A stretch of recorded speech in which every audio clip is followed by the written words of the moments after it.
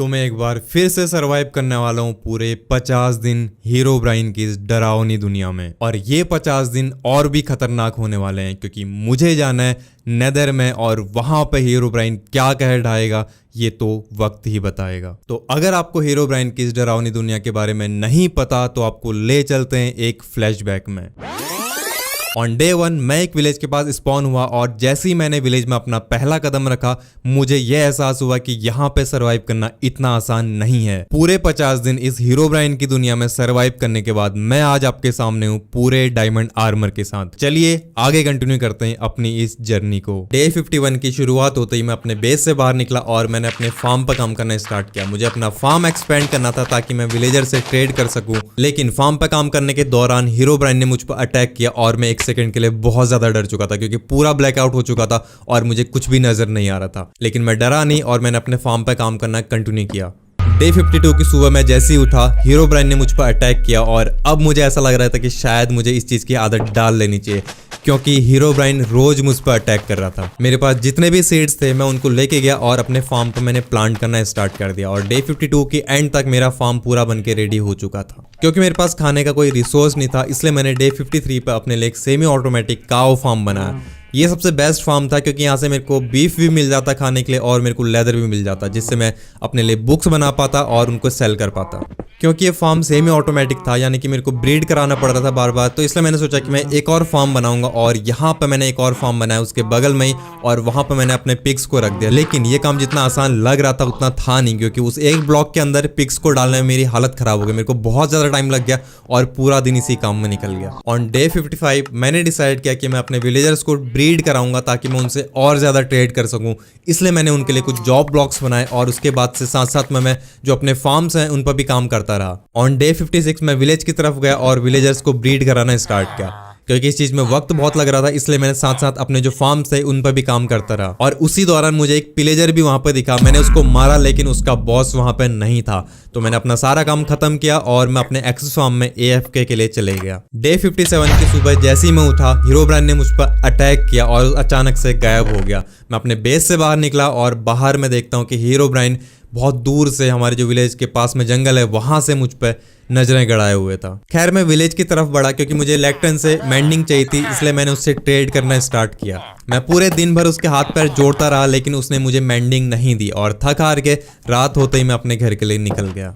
अगली सुबह मैं देखता हूँ कि हीरोब्राइन मेरे शुगर केन फार्म के वहां पर खड़ा है और मुझे घूरे जा रहा है, तो मैंने भी उसको घूरना स्टार्ट किया। वो थोड़ा सा आगे बढ़ा और उसके बाद से अचानक गायब हो गया। हीरोब्राइन के जाते ही मैं अपने फार्म की तरफ बढ़ा और मैंने अपने काऊ और पिग्स को ब्रीड कराना स्टार्ट किया और उसके बाद से मैं विलेज की तरफ को निकल गया। विलेज में जाते ही मैंने दोबारा से अपनी किस्मत आजमानी स्टार्ट की और थोड़ी देर मिन्नतें करने के बाद फाइनली मुझे मेंडिंग और सिल्क टच मिल चुकी थी। लेकिन मेरे पास उसको लेने के लिए एमरल्ड्स नहीं थे इसलिए मैंने वुड काट के फ्लेचर से ट्रेड करनी स्टार्ट कर दी और रात होते होते 2 मेंडिंग और 1 सिल्क टच के साथ मैं अपने घर वापस आ चुका था। घर वापस आते ही मैं अपने इंचेंटमेंट रूम में गया और सबसे पहले मैंने अपनी हो को इंचेंट किया और पहली इंचेंटमेंट मुझे मिली फॉर्चून 3।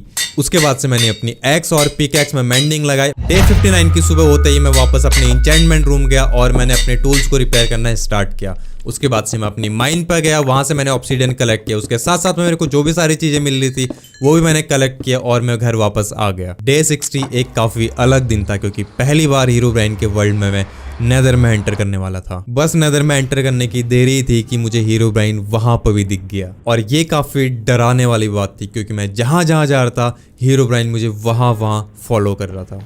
मैंने नेदर का एक्सप्लोर करना स्टार्ट किया और डे 61 पे थोड़ी दूर पे मुझे एक बास्टन दिखाई दी। मैं बास्टन की तरफ बढ़ ही रहा था कि मेरी नज़र एक फोर्ट्रेस पे पड़ी और ये मेरे लिए बहुत लकी दिन था क्योंकि बिना ढूंढे मुझे मेरी फोर्ट्रेस सामने नजर आ रही थी। मैं जैसे ही बास्टन पहुंचा मुझे हीरोब्राइन वहां पे दिखाई दिया और मेरी हालत बहुत ज़्यादा ख़राब हो चुकी थी क्योंकि यहाँ पे वैसे ही बहुत सारे खतरे थे और अब हीरोब्राइन भी यहाँ पर मेरे पे नज़र रखे हुए था। बास्टन पहुंचते ही मैंने गोल्ड कलेक्ट करना स्टार्ट किया और उसी दौरान मुझे वहाँ पे ब्रूट्स दिखाई दिए। मैंने लावा की मदद से एक एक करके उनको मारना स्टार्ट किया और आगे एक्सप्लोर करने लगा। जैसे ही मैं आगे एक्सप्लोर कर रहा था मुझे 3 चेस्ट दिखाई दी जिसमें काफी सारी लूट थी और मैंने वो लूटा और उसके बाद से मैं घर वापस आने लगा। ऐसी कोई जगह नहीं थी जहां पर मुझे हीरोब्राइन फॉलो नहीं कर रहा था। मैं जैसे अपने पोर्टल के पास पहुंचा हीरोब्राइन वहां से भी मुझे घूर के देख रहा था। तो काफी देर होने के बाद भी हीरोब्राइन वहां से जाने का नाम नहीं ले रहा था, इसलिए मैंने अपने लिए एक वॉल बनाई और थोड़ी देर के लिए उसमें छिप गया।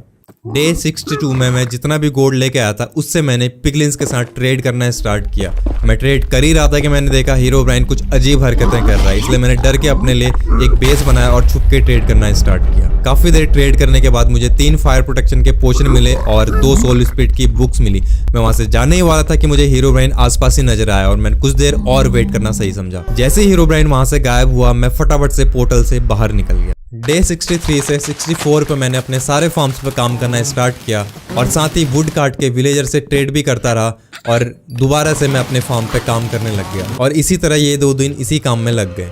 डे 65 की मॉर्निंग में फाइनली मेरे फार्म काम करने लग चुके थे। मैंने वहां से फूड कलेक्ट किया, उनको कुक किया और मैं नेदर के लिए प्रस्थान कर गया। नेदर में एंटर करते ही मैं फोर्ट्रेस की तरफ बढ़ने लगा। मैं थोड़ा आगे गया ही था कि मुझे हीरोब्राइन दिखाई दिया और वो बहुत अजीब हरकतें कर रहा था, मानो कि मुझे मार ही डालेगा। काफी देर तक ब्रिज बनाने के बाद डे 66 में मैं फाइनली फोर्ट्रेस के अंदर एंटर कर चुका था और यहाँ तक आने में कोई भी ऐसा टाइम नहीं था जब हीरोब्राइन मुझे फॉलो नहीं कर रहा था। काफी देर तक इधर उधर भटकने के बाद डे 67 में फाइनली मुझे एक ब्लेज स्पॉनर दिखाई दिया। मैं जल्दी से स्पॉनर के पास गया और ब्लेजेस को मारना स्टार्ट किया। काफी देर उनको मारने के बाद फाइनली मुझे 10 ब्लेज रॉड मिल चुकी थी। थोड़ी देर तक फोर्ट्रेस को और एक्सप्लोर करने पर मुझे कुछ चेस्ट दिखाई दी जिनको मैंने लूटा। उसके बाद से मैं और आगे बढ़ा और थोड़ी दूर पर मुझे कुछ नेदर वॉर्ड दिखाई दिए जिनको भी मैंने कलेक्ट कर लिया था। फोर्ट्रेस में रहते हुए मैंने काफी सारे विदर स्केलेटन्स को मारा इस आस में कि शायद मुझे विदर स्केलेटन का हेड मिल जाए, बट मुझे नहीं मिला। इसलिए मैंने वहां से कुछ मैग्मा ब्लॉक इकट्ठे किए और डे 68 में मैं फोर्ट्रेस से बाहर निकल गया। फोर्ट्रेस से बाहर निकलते ही मैंने कुछ क्वार्ट्स इकट्ठे करने स्टार्ट किए और मैं अपने पोर्टल की तरफ बढ़ने लगा। ब्रिज के पास पहुंचते ही मैंने देखा कि हीरोब्राइन उस पार मेरा इंतजार कर रहा था और मुझे ऐसा लग रहा था कि अगर मैं ब्रिज क्रॉस करता हूं तो शायद हीरोब्राइन मुझे लाव में धक्का देगा और मैं यहीं पे भस्म हो जाऊंगा। लेकिन जैसे तैसे मैं वहां से बच निकला और मैंने कुछ वहां से और आइटम इकट्ठे किए और मैं पोर्टल से बाहर आ गया। डे 69 की सुबह होते ही मैंने अपने नेदर वॉर्ड के फार्म पर काम करना स्टार्ट किया। नेदर वॉर्ड प्लांट करने के बाद मैंने अपने बाकी सारे फार्म से भी काम किया और मैं एक बार फिर से डायमंड माइनिंग के लिए निकल गया। काफी देर माइनिंग करने के बाद डे 70 में फाइनली मुझे 4 डायमंड मिले और मैंने उनको कलेक्ट किया और अपनी माइनिंग कंटिन्यू की। थोड़ी देर और माइनिंग करने के बाद मैंने देखा कि मेरी पिकैक्स ऑलमोस्ट टूटने वाली है, इसलिए मैं घर वापस आया और मेरे पास जितने भी डायमंड थे उन्हीं डायमंड से मैंने अपनी पिकैक्स को रिपेयर किया और मैं वापस माइनिंग के लिए चले गया। काफी देर माइनिंग करने के बाद जब मुझे एक भी डायमंड नहीं मिला तो मैं अपना मायूस सा चेहरा लेके घर वापस आने लगा। घर की सीढ़ियां चढ़ते हुए सामने वाले जंगल पे एक बार मैंने फिर उस दरिंदे को देखा। मैंने बिना डरे नजरें झुकाई और मैं घर वापस सोने के लिए चले गया। डे 71 की सुबह होते ही मैंने अपने फार्म पर काम करना स्टार्ट किया। काम खत्म करते ही मैं एक और बार डायमंड माइनिंग के लिए चले गया। लेकिन इस बार की माइनिंग कुछ अलग थी क्योंकि इस बार मैं एक माइन करने वाला था क्ले पैचेज की मदद से। तो कुछ ही देर में इस टेक्निक और फॉर्चून की मदद से मुझे 14 डायमंड मिले। मैंने आगे और थोड़ा सा एक्सप्लोर किया और थोड़ी देर में दोबारा से मुझे 16 और डायमंड मिले। तो इस तरह 30 डायमंड के साथ मैंने एक लंबी और गहरी नींद ली। डे 72 की सुबह होते ही एक बार फिर से हीरोब्राइन ने मुझ पे पलंग तोड़ अटैक किया। एक्सप्लोर करते करते मैं एक सवाना बायोम में पहुंच चुका था और यहाँ पर भी मैंने उसी टेक्निक से डायमंड माइनिंग करना स्टार्ट किया। इस बार डायमंड तो नहीं पर एक माइन शाफ्ट जरूर दिखाई दी। मैंने उसको एक्सप्लोर किया और वहां पे मुझे एक चेस्ट मिली जिसमें कुछ काम की चीजें थी। मैंने उसको कलेक्ट किया और मैं और एक्सप्लोर करने लगा माइन शाफ्ट को। पूरा दिन एक्सप्लोर करने के बाद जब मुझे कुछ भी नहीं मिला तो डे 73 पे मैं वापस आगे बढ़ने लगा। थोड़ा आगे बढ़ने के बाद मुझे एक जंगल बायोम दिखा जिसे मैंने एक्सप्लोर करना स्टार्ट किया। मैं एक्सप्लोर कर ही रहा था कि थोड़ी ही दूर पर मुझे एक र्यूइन पोर्टल भी दिखाई दिया। र्यूइन पोर्टल पहुंचते ही मैंने गोल्ड का ब्लॉक तोड़ा, उसके बाद से चेस्ट ढूंढने लगा। चेस्ट मिलते ही मैंने उसमें से आइटम्स को कलेक्ट किया और मैं आगे बढ़ने लगा। डे 74 में भी मैंने अपनी डायमंड की खोज जारी रखी और मैं एक ऐसी जगह पहुंचा जो इससे पहले मैंने कभी भी नहीं देखी थी। ये एक क्रॉस का साइन था और यहाँ पे कुछ रेड स्टोन टॉर्चेस लगे हुए थे। उसके अलावा यहाँ पे कुछ भी मुझे नहीं दिखाई दिया। मैंने एक्सप्लोर तो किया बट मुझे कुछ भी नजर नहीं आया। मैं नीचे माइन करता गया और मुझे दोबारा से 8 डायमंड और मिले। ऊपर आते आते रात हो चुकी थी, इसलिए मैं वहीं नदी किनारे सो गया। आगे एक्सप्लोर करते हुए डे 75 पे मुझे एक जंगल टेम्पल दिखाई दिया। जैसे ही मैं जंगल टेम्पल के पास पहुंचा मुझे पता चला कि वहां पे एक विलेज भी है और पहली बार ऐसा हुआ कि जंगल टेम्पल के पास मुझे कोई विलेज मिला हुआ था। तो मैं सबसे पहले टेम्पल को एक्सप्लोर करने गया। मुझे चेस्ट में बुक्स मिली। टेम्पल एक्सप्लोर करने के बाद मैं निकल पड़ा विलेज को एक्सप्लोर करने। विलेज एक्सप्लोर करने पर जब मुझे वहां पे कुछ भी नहीं मिला तो डे 76 में मैं घर वापस आने लगा। घर आते हुए रास्ते में मुझे एक और र्यून पोर्टल दिखाई दिया। मैंने वहां से आइटम्स वगैरह कलेक्ट किए और उसके बाद से मैं घर की तरफ बढ़ने लगा। शाम होते होते एक लंबी जर्नी के बाद मैं अपने बेस में वापस पहुंच चुका था। डे 77 की सुबह हो चुकी थी और अब बारी थी नेदरराइट माइन करने की। इसलिए मैंने बिना देरी करते हुए एक ब्रूइंग स्टैंड बनाया और अपने लिए पोशंस बनाने स्टार्ट कर दी। मुझे बहुत तैयारी करनी थी, इसलिए मैं रात को भी पोशन बनाते रहा। लेकिन मैंने एक बहुत अजीब चीज नोटिस की, वो ये कि जब मैं पोशन बना रहा था तो अपने आप मेरा दरवाजा खुला और ये पहली बार ऐसा मैंने नोटिस किया। और उसके बाद तो मेरी हालत मानो खराब भी हो चुकी थी पूरी। मैं बार बार जाके डोर बंद कर रहा था लेकिन कोई बार बार आके उसे खोल रहा था। मैं हिम्मत करके बाहर गया और मैंने बाहर जाके देखा कि पहली बार मेरे वर्ल्ड में 2 हीरोब्राइन थे और अब जाके मेरा डर का कोई ठिकाना ही नहीं था। मैं जैसे ही अंदर आया दोबारा से मेरा डोर ओपन हुआ। मैंने डोर बंद किया और मैं सोने चले गया। डे 78 में अब जाके मुझे एक एंडर चेस्ट बनानी थी, इसलिए मैं विलेज गया और क्लरिक से ट्रेड करनी मैंने स्टार्ट कर दी। काफी देर तक ट्रेड करने के बाद 8 एंडर पर्ल के साथ में मैं घर वापस आ गया। घर वापस आने के बाद सबसे पहले मैंने 2 एंडर चेस्ट बनाई। उसके बाद से मैं अपने इंचेंटमेंट रूम गया जहां से मैंने एक और पिकैक्स बनाई, उसमें सिल्क टच लगाई और अपनी जो पुरानी पिकैक्स थी उसको भी रिपेयर किया और इस तरह 78 खत्म हो चुका था। डे 79 होते ही मैंने अपनी सारी चीजें एंडर चेस्ट में रखी और पूरी तैयारी के साथ में मैं नेदरराइट माइन करने नेदर के अंदर चला गया। मैं अपनी माइन पर काम कर ही रहा था कि तभी हीरोब्राइन ने मुझ पर एक बहुत गंदा अटैक किया। उसने मुझ पर ऐसा खतरनाक अटैक किया कि मैं घबराहट के मारे अपने पोर्टल की तरफ बढ़ने लगा। मैं जैसे ही पोर्टल पर गया तभी सब कुछ नॉर्मल हो चुका था और मैं वापस नेदर में आ गया। काफी देर माइनिंग करने के बाद मुझे मेरा पहला एंशिएंट डेब्री मिला और ये बहुत बड़ी खुशी की बात थी मेरे लिए, क्योंकि अब जाके मैं और पावरफुल बनने वाला था। मैंने उसको कलेक्ट किया और मैं आगे माइनिंग कंटिन्यू करता गया। थोड़ी देर और माइनिंग करने के बाद मुझे कुछ और एंशिएंट डेब्री मिले और मैं अपनी माइनिंग आगे कंटिन्यू करता गया। तो इसी तरह काफी दिनों तक माइनिंग करने के बाद डे 83 में 9 एंशिएंट डेब्री के साथ में एक बार वापस आया अपने टूल्स को रिपेयर करने। क्योंकि मैं काफी बार अपनी पिकैक्स को रिपेयर कर चुका था, इसलिए इस बार मैं इसको रिपेयर नहीं कर पाया क्योंकि इसकी कॉस्ट काफी ज्यादा हाई जा रही थी। इसलिए मैंने डिसाइड किया कि मैं कुछ और पिकैक्स बनाऊंगा और उसमें इंचेंटमेंट लगा के दोबारा मैं माइनिंग के लिए निकल गया। डे 84 की शुरुआत में मुझे 2 एंशिएंट डेब्री मिले। मैंने उनको कलेक्ट किया और आगे कंटिन्यू करता गया। इसी तरह कई दिनों तक माइनिंग करने के बाद फाइनली डे 87 में मेरे पास 16 एंशिएंट डेब्री हो चुके थे, यानी कि मैं अपना एक पूरा आर्मर अपग्रेड कर सकता था। यहाँ पे मेरा इस जर्नी का पहला टारगेट पूरा हो जाता है। काफी देर माइनिंग करने के बाद जब मुझे कुछ नहीं मिला तो डे 88 में मैं वापस ओवरवर्ल्ड में आ गया।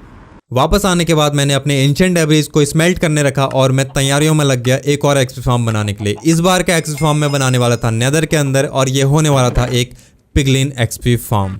रात होते होते मैंने खिड़की से बाहर देखा और बाहर बहुत ज़्यादा बर्फ़ पड़ने लगी थी। पहली बार हमारे वर्ल्ड में बर्फ़ पड़ रही थी तो मैं बाहर गया और उसको इंजॉय करने लग गया। डे 89 होते ही मैं वापस नेदर में गया और मैंने अपने पिगलिन एक्सपी फार्म में काम करना स्टार्ट किया। क्योंकि मेरा जो एक्सपी फार्म है वो काम नहीं कर रहा था अच्छे तरीके से और मुझे अब जाके एक्सपी की ज़रूरत थी, इसलिए मैंने एक और सिंपल सा पिगलिन एक्सपी फार्म बनाना स्टार्ट किया।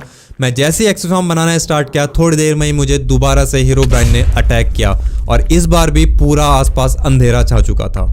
थोड़ी देर में ही सब कुछ नॉर्मल हो चुका था और मैं अपना काम वापस कंटिन्यू करने लगा। लेकिन हीरोब्राइन मेरे आसपास ही घूम रहा था और यहाँ पे क्योंकि दिन रात कुछ भी नहीं होता था, कभी भी जाओ हीरोब्राइन बस मुझे घूरे जाता था। मेरा पिगलिन एक्सपी फार्म काम तो करने लग गया था लेकिन जगह कम होने की वजह से वहाँ पिगलिन बहुत कम स्पॉन हो रहे थे और इस तरह ये वाला फार्म भी उतने अच्छे तरीके से काम नहीं कर रहा था। डे 90 की सुबह होते ही मैंने सारे मॉब्स को मारा, एक्सपी कलेक्ट की और मैं एक और बार नेदर में माइनिंग के लिए चले गया। तो इस बार मैं चंक वाटर की हेल्प से माइनिंग कर रहा था और थोड़ी ही देर में मुझे पहली बार 3 एंशिएंट डेब्री एक साथ मिले। डे 92 में काफी देर माइनिंग करने के बाद मुझे एंशिएंट डेब्री तो नहीं मिले पर एक बहुत सैड न्यूज थी और वो ये थी कि मेरी जो सबसे बेहतरीन पिकैक्स थी फॉर्चून 3 और एफिशिएंसी 4 वाली वो अचानक से टूट गई। तो अब मेरे पास सिर्फ और सिर्फ बाकी मेरी जो पिकैक्स थी वो बची हुई थी, क्योंकि मेरी सबसे अच्छी वाली पिकैक्स टूट गई थी और इस पिकैक्स से माइनिंग करने में बहुत टाइम लग रहा था। लेकिन मैंने फिर भी माइनिंग कंटिन्यू की और मेरे को बहुत देर माइनिंग करने के बाद 4 और एंशिएंट डेब्री मिले। तो इस तरह मेरे पास टोटल 7 एंशिएंट डेब्री हो चुके थे और अब जाके मुझे सिर्फ और सिर्फ एक एंशिएंट डेब्री चाहिए था ताकि मैं अपने 2 मेन टूल्स को अपग्रेड कर सकूं। बट मेरी पिकैक्स इतने काम की नहीं थी, इसलिए मैं TNT बनाने के लिए ओवरवर्ल्ड में वापस आ गया। डे 94 की सुबह होते ही मैंने अपनी डेब्रीज को स्मेल्ट करने रख दिया। उसके बाद से मैं नदी किनारे सैंड कलेक्ट करने चले गया। सैंड कलेक्ट करने के बाद मैंने TNT बनाई, अपने पिकैक्स को रिपेयर किया और मैं दोबारा से माइनिंग के लिए चले गया। नेदर के अंदर पहुंचते ही टनल के अंदर मैंने अपनी TNT बिछाई और उनको ब्लास्ट कर दिया और पहले ब्लास्ट में ही मुझे 3 एंशिएंट डेब्री मिल चुकी थी। मुझे एक ही एंशिएंट डेब्री की जरूरत थी, लेकिन मुझे 3 मिल चुके थे यहाँ पे। मैंने बाकी बचे हुए TNT को भी ब्लास्ट किया और मुझे एक और एंशिएंट डेब्री मिल चुकी थी। तो अब मुझे सिर्फ एक एंशिएंट डेब्री की जरूरत थी और मैं अपने 3 टूल्स को एक साथ अपग्रेड कर सकता था। मैंने बहुत देर तक माइनिंग तो जरूर की, बट मुझे कुछ भी नहीं मिला, इसलिए मैं घर वापस ओवरवर्ल्ड में आ गया। डे 95 की सुबह होते ही मैंने अपने एंशिएंट डेब्रीज को स्मेल्ट करने रखा। उसके बाद से उनको मैंने नेदरराइट इनगट में कन्वर्ट किया और मैं अपने फार्म पर काम करने चले गया। कैरेट और व्हीट को दोबारा से रिप्लांट करने के बाद मैंने अपने काऊ और पिग्स को ब्रीड कराया। उसके बाद से मैं घर वापस आने लगा। जैसे ही मैं घर वापस आ रहा था, रात हो चुकी थी और मुझे अपने शुगर केन फार्म के वहां पे हीरोब्राइन दिखाई दिया। मैं फटाफट से घर के अंदर आया और सो गया। लेकिन जैसे ही डे 96 की सुबह में उठा, हीरोब्राइन ने एक और बार मुझ पर अटैक किया। मुझे ऐसा लग रहा था कि मानो हीरोब्राइन मुझे ये दिखाना चाह रहा है कि भाई मैं कितना भी पावरफुल हो जाऊं, लेकिन मुझसे ज्यादा पावरफुल तो वही है।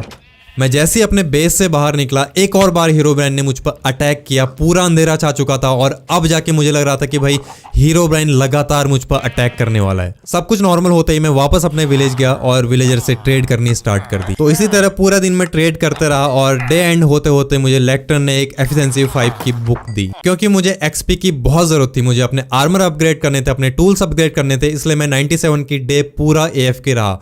और इसी दौरान जब मैं AFK पॉइंट से नीचे आ रहा था, अचानक से हीरोब्राइन ने मुझ पर अटैक किया हवा में। और ये अटैक बहुत खतरनाक था, क्योंकि ये अटैक सबसे ज़्यादा डरा देने वाला था। इस अटैक ने मुझको सबसे ज़्यादा डैमेज किया था। ऑन डे 98 पहली बार हीरोब्राइन ने दिन में मेरे घर के अंदर मुझ पर अटैक किया और ये काफ़ी ज़्यादा खतरनाक अटैक था। तो काफ़ी टाइम तक XP कलेक्ट करने के बाद एक और बार जब मैं अपने एक्स फार्म की तरफ बढ़ रहा था, तो मुझे सामने हीरोब्राइन दिखाई दिया और अब जाके मैं अपना ये वाला एक्स फार्म नहीं जा सकता था, इसलिए मैं अपने नेदर वाले एक्स फार्म की तरफ चले गया। लेकिन वहां पर भी हीरोब्राइन ने मुझ पर अटैक करने स्टार्ट कर दिए, इसलिए मैं वापस घर आ गया। डे 99 की सुबह होते ही मैंने अपने लिए फ्रेश न्यू डायमंड का आर्मर बनाया। उसके बाद से XP कलेक्ट की और मैं वापस विलेज में ट्रेड करने के लिए चले गया। वुड कलेक्ट करने के बाद जब मैं नदी के सहारे वापस विलेज आ रहा था, तो मैंने देखा कि जो नदी थी वो नदी पानी की नहीं बल्कि खून की नदी थी। मैं वापस विलेज आया और मैंने अपनी ट्रेडिंग कंटिन्यू की, क्योंकि मुझे बहुत सारी ट्रेडिंग करनी थी, इसलिए उस रात मैं उसी विलेज में सो गया। डे 100 की सुबह बाहर का नजारा कुछ और ही था। पूरे काले बादल छाए हुए थे, सूरज भी था और ऐसा मौसम इससे पहले मैंने इस विलेज में कभी भी नहीं देखा था। थोड़ी देर और ट्रेडिंग करने के बाद मुझे 2 प्रोटेक्शन 2 की बुक मिली। उनको लेकर मैं वापस घर के लिए निकल गया। वापस घर आने के बाद सबसे पहले मैंने अपना डायमंड का आर्मर इंचेंट किया। उसके बाद अपने लिए एक नई डायमंड की सॉर्ड और पिकैक्स बनाई। उसके बाद मैंने अपने डायमंड के आर्मर को नेदरराइट में अपग्रेड किया और फाइनली मुझे कवर इन डेब्रीज वाली एडवांसमेंट भी आ गई। और अब बारी थी अपने पुराने डायमंड के आर्मर को पूरे सम्मान के साथ आर्मर स्टैंड में रखने की और अपना नया नेदरराइट का आर्मर पहनने की। मैंने एक एक करके काफी सारी बुक्स को इंचेंट किया ताकि मुझे सबसे बेस्ट इंचेंटमेंट मिल सके, और उसके बाद अपने सॉर्ड और पिकैक्स को भी मैंने इंचेंट कर लिया और फाइनली उनको भी मैंने नेदरराइट में अपग्रेड कर लिया। और अब मेरा ये रूप देख के शायद हीरोब्राइन भी शर्मा जाए। इतनी दिनों की मेहनत के बाद, इतना पावरफुल बनने के बाद एक आखिरी बार मैंने हीरोब्राइन की तरफ देखा। हीरोब्राइन ने मुझे देखा और इस तरह